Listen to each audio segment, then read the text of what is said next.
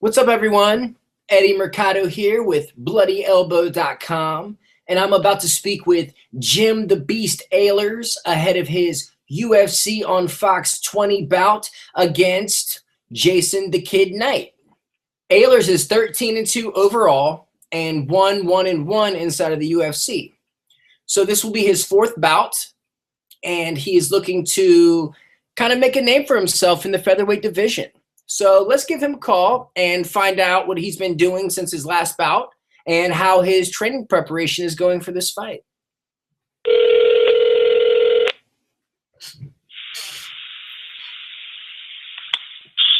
Hello? Mr. Alers. Hey, what's up? How you doing? Eddie Mercado here with Bloody Elbow. How you doing? I'm good. How's everything? Everything's good, man. Everything is good. You got a big old fight on your hands coming up. Your fourth bout inside of the UFC. You're 13-2 as of right now, and looking to wreak havoc on the featherweight division. Thank you so much for taking the time out to speak with me. For sure. Now, let's kind of dive right in and kind of talk about how you even came to be inside of the UFC. You know, how was it when you got your call to the big show? Man, it was good. It was like, I felt that, I put in the work, and, I saw other guys in there with, worse records, and, I think I was 12-1 when I got into UFC with 11 finishes. So, I just didn't understand. I think at that time I was actually going to be like, you know what, forget this. Let me go on to something else. Really? And, fate just happened, and, I got the phone call, and one thing led to another, and here I am. Okay. Now, of course, this is going to be your fourth fight in the UFC. Are you still on your initial contract, or have you already signed a new deal? Nope, this is, the last fight of the contract, so this is an essential win I need to get. So, okay. Would you say it's a must win? So this is a must win, I believe. I won one, I lost one, and I had no contest, so okay. I think it's definitely a must win. Okay. Now, your loss now with Skelly. There's a little bit of controversy surrounding that bout. It ended in the last second of the second round, and Skelly, he was tagging you, and he was setting up for a knee, which you were savvy of, and you did the smart thing by putting your hand down to let everyone know you were down. But I guess he didn't see it, and he landed that knee, and the ref kind of called it off the second, 1 second before the round expired. So can you kind of bring us back to that moment and kind of what was going through your head in the last moments of that second round? Of course I don't like to dwell on the past, but I think the referee kind of messed up there. He kind of didn't know what to do. I kind of felt like he definitely should have gave me time. It was the end of a round, and I could have kept going for sure. But I tried to argue it. I didn't hear anything back. But not only was my hand on the ground, but my knee was on the ground before I was kneed, and the referee didn't even come close to stepping in till after the knee. So obviously, it was an illegal knee. But whatever, I felt like I won the first round too on that fight, and things happened, but now I learned from it. I changed camp, and I felt way better the fight after that. So okay, and so you said you did try to appeal it? I tried to appeal it, and nothing happened. Okay. Now, is that something you would like back? Would you like that fight again, or is it just over with and done with, and it's in the past? Yeah, maybe. Later on in the road, if we're both fighting for championship, to be ranked fighters and stuff, then yeah. But right now, I just want to keep moving up, keep fighting people who are going to get me higher and higher to where I need to be. Okay, and we definitely saw that in your last bout with Cole Miller. He's definitely a huge name. Now, you said you switched up camps after the Skelly fight, so your new camp was with Miller for the Miller fight? Right, yeah. So I was actually training at ATT, same camp as Cole Miller before that. And there's just too many fighters there. I actually didn't even have any of the coaches corner me for the Skelly fight, So right then and there, I knew it was time to change it up. and I went down to MMA Masters with Ricardo Lamas is down there, Josh Sam and the other team in the UFC is there, and smaller team, but still big names and just a lot of hard workers, a lot of different organizations in there, WSOF guys, Bellator guys, and just had more time with the coaches there, got to improve my game, and I believe that I showed it in the Cole Miller fight. My style was completely different. Head movement was way better. Threw more kicks than I've ever thrown in any of my fights, all in one fight. So, yeah, I mean, it was definitely an exciting fight. I'm saddened that it ended early with the an unfortunate eye poke. Of course, accidental. The bout was halted and declared a no contest. But I mean, you guys were going after it, and it seemed like you guys were kind of just settling in.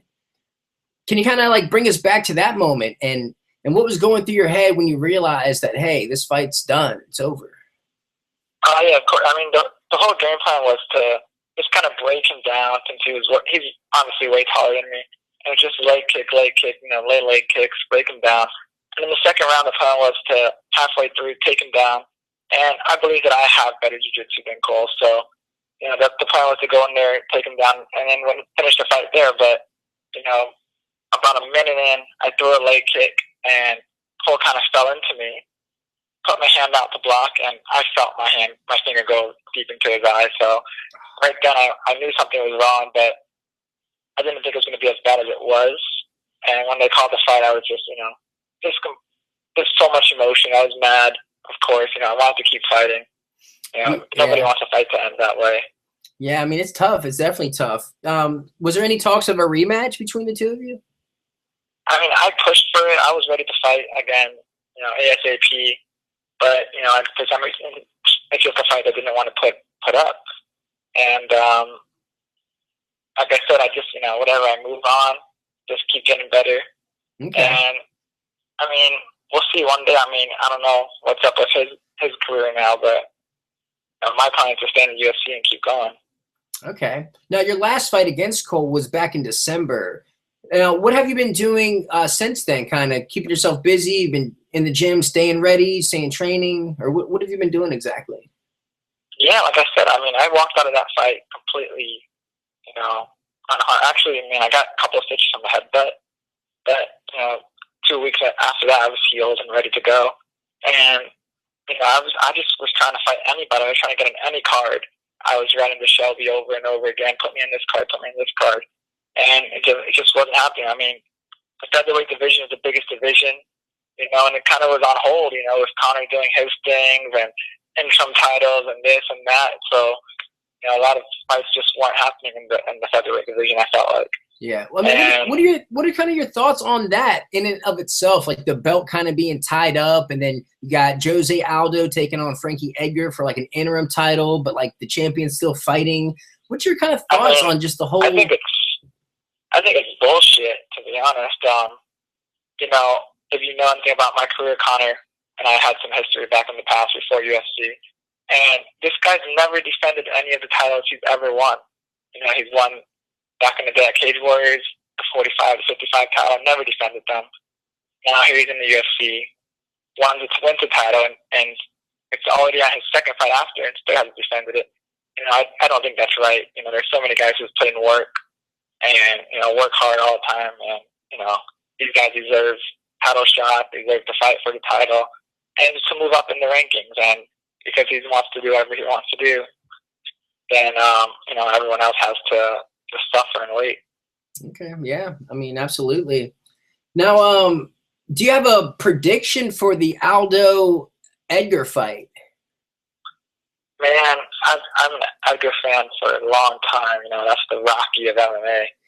Yes. So, I would really like for him to go out there and get this win finally. If it does happen, I'm definitely thinking Edgar by decision.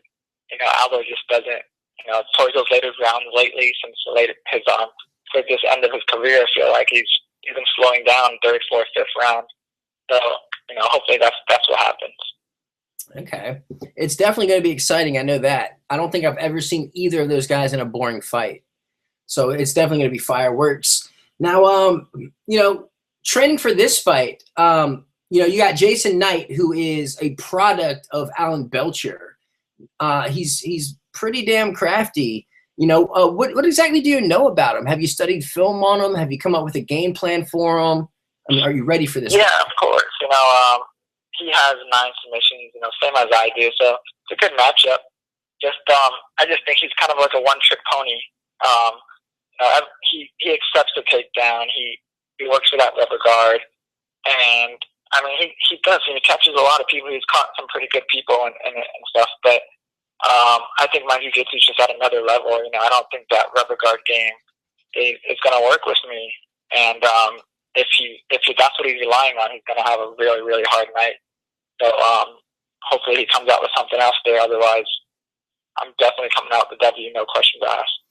Okay, you got a specific prediction how you see the fight ending? Especially, I'm not afraid of going down to the ground with him. So I definitely see me getting the W with the submission. You know, I got to get back into, you know, what got me into the UFC. You know, like I said, I have 9 submissions, and I feel like me being a finisher is what got me into the UFC, and my jiu-jitsu is the main aspect of that. Okay. Now, about your jiu-jitsu, it's definitely your bread and butter. Now, I mean, how would your jiu-jitsu stack up with the rest of the division? I mean, would you put yourself at the top? I'm definitely up there. You know, like I've competed all over the world. You know, Abu Dhabi, California, the world. I competed amongst the best. I've trained with the best, and you know, I kind of swayed away from it a little bit when I got into the UFC because, you know, everyone wants to see someone stand and bang. And, you know, that's what they want to see. That's what they want to see. Those $50,000 bonuses, you know. I mean, they took away submission of the night. You know, so. Yeah. But there's still performance of the night? Yeah, there is. And so that's how I'm going to win. You know, I'm going to go out there. I'm going to show that jiu-jitsu is still a big aspect of MMA. And it's still dominant. And I'm going to go out there and show him that, you know, real jiu-jitsu, not this rubber guard stuff that he's doing. I'm going to break right through that and get my submissions. Okay. I dig it, man. I'm excited for it. It's definitely going to be a good bout. I like when high-level grapplers go at it. You know, sometimes we'll see them kind of shy away from it, like they respect each other's ground game a little too much. So the fight will take place, you know, outside of their specialties. And the same for strikers. You see 2 great strikers. Sometimes it turns into like a clinch battle. So, right. I mean, I would love to see you 2 guys definitely go at it on the ground. Yeah, it's definitely going to be exciting. July 23rd, UFC on Fox 20. Now, with a win over Jason Knight, I assume you will be re-signing with the UFC. And what would be next opponent-wise after Knight for you? Yeah, for sure. That's the plan. You know, like I said, the goal in life was never just to be in the UFC. It's to be successful in the UFC.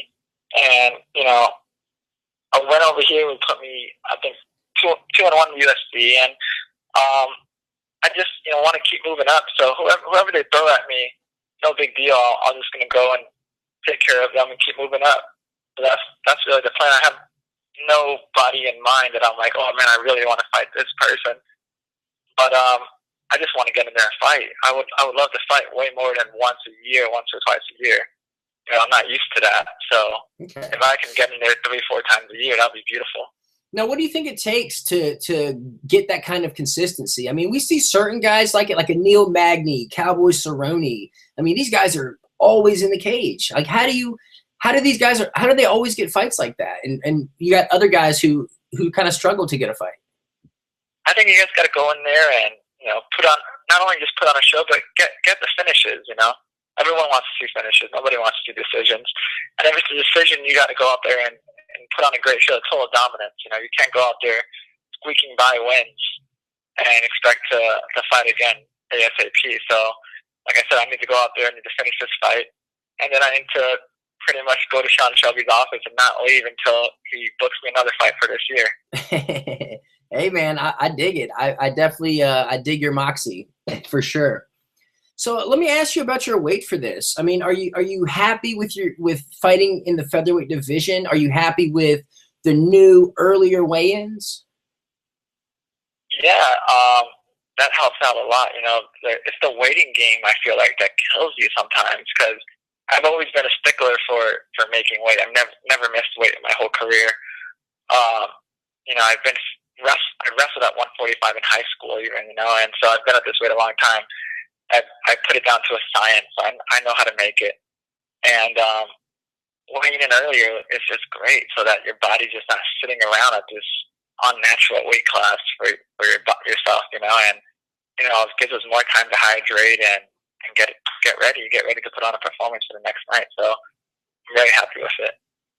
Okay, cool. Yeah, I mean, I definitely like it, and I like that we're starting to see guys kind of move up in weight class also. You know, they're kind of they're starting to even out and kind of find where they belong.